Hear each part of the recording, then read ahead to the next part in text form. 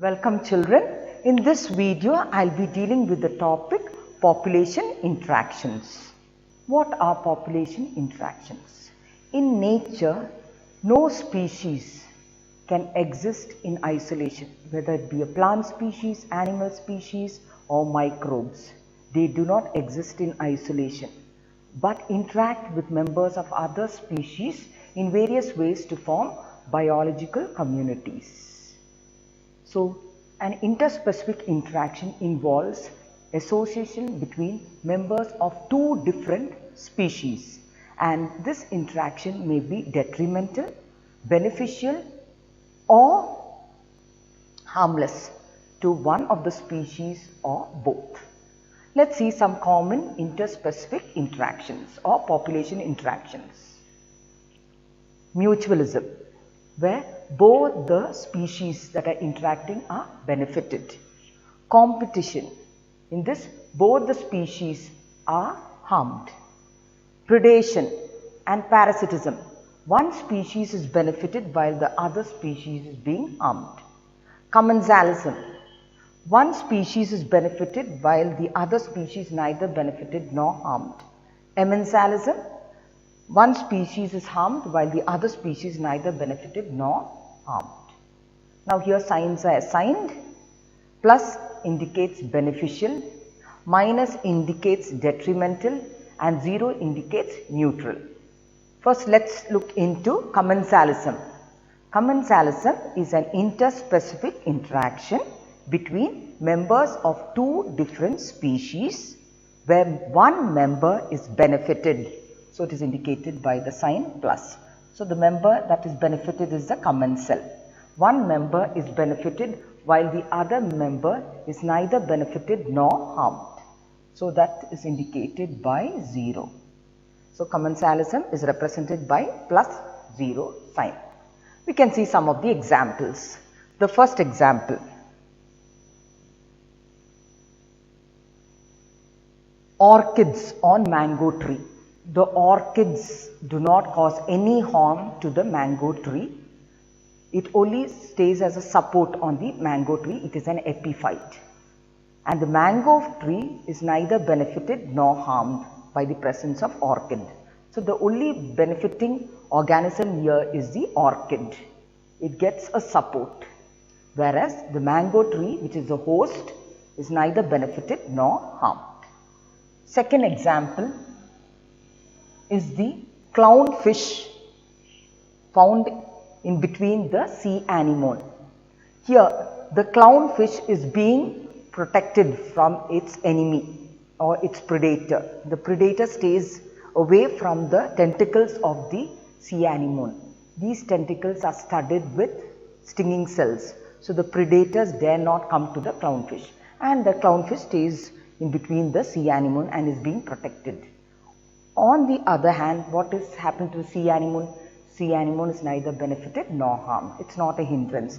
The clownfish moving in between its tentacles is not a hindrance to the sea anemones. So here we see clownfish is being benefited, whereas the sea anemone is neither being harmed nor benefited. So hosting the clownfish is not a harm or benefit for the sea anemones. Next, the third example. Here we can see the whale and the barnacles. Barnacles are attached to the back of the whale. Here the barnacles get a free ride. As the whale moves from one point to the other, it gets a free ride. On the other hand, the whale is neither benefited nor harmed. So here we can see the barnacle is getting the benefit and the whale is neither benefited nor harmed. So it's indicated by the sign 0. Then a very common example or common sight we see mainly in the rural areas is a foraging egret in close association with a grazing cattle. We often see the sight. Here the grazing cattle, as it grazes, it moves the vegetation, stir up and flush out the insects inside the vegetation. Or as a result, the insects pop up and the egret, it finds it easy to catch the insects and eat it. So you see the egret in close association with the cow. And here the cow is neither benefited nor harmed. It's not a disturbance or inhibition or interference. Meanwhile, the egret is getting the benefit. It's getting the insects without searching the insects among the vegetation. So here the egret is the commensal. It is getting benefited, and the cow or the cattle is neither being benefited nor harmed the host. So in these four situations we saw the commensal is getting the benefit. So it is indicated by the sign plus, and the host is indicated by the sign 0, which means it is neither benefited nor harmed. So these are the four examples which are given in your textbook. So these should be given as examples for the exam. Next interaction is Mensalism. We saw Commensalism is the commensal is plus and the host is 0. Here the Mensal is minus, indicated by minus, and the host 0.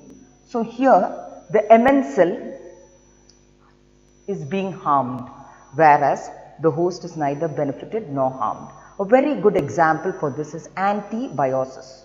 We have learnt in chapter 10 under microbes the accidental discovery of Alexander Fleming. As he was working with the bacteria Staphylococcus, he found that in one of his unwashed culture vessels, he found molds growing, molds of Penicillium notatum. And he found when these molds grew, the bacteria Staphylococci was not seen in its vicinity. Then he cross-examined and he found that these molds or these fungus, Penicillium notatum, gave out some secretions, and these secretions inhibited the growth of bacteria. And this secretion is now called penicillin, named after the fungus Penicillium notatum. So here we see which is being harmed. The bacteria is being harmed, and the fungus which produces penicillin is neither benefited nor harmed. For no reason it is giving out such a secretion. It can give such a secretion as a defense or offense, but here simply it all gives out secretions for no benefit, no harm. It giving and into its vicinity, and what is happening? The bacteria surrounding it is being destroyed or killed. So here we can see the bacteria is harmed and the fungus is neither benefited nor harmed. This is a very good example of Mensalism. I hope you have understood these two interactions in this video, Commensalism and Mensalism. Commensalism indicated by the sign +0, Mensalism indicated by the sign -0. So here you can see what is common in these two is one of the members of the association is neither benefited nor harmed, while the other member in the case of Commensalism is benefited, and in the case of Mensalism it is harmed. I hope you have understood these two interactions. Thank you.